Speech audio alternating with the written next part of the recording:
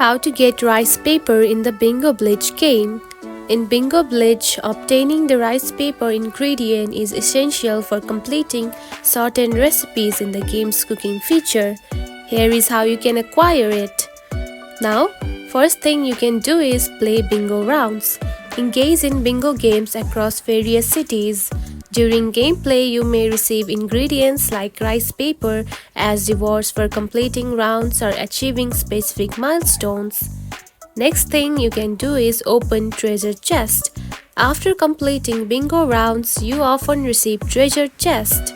This chest can contain random ingredients including the rice paper.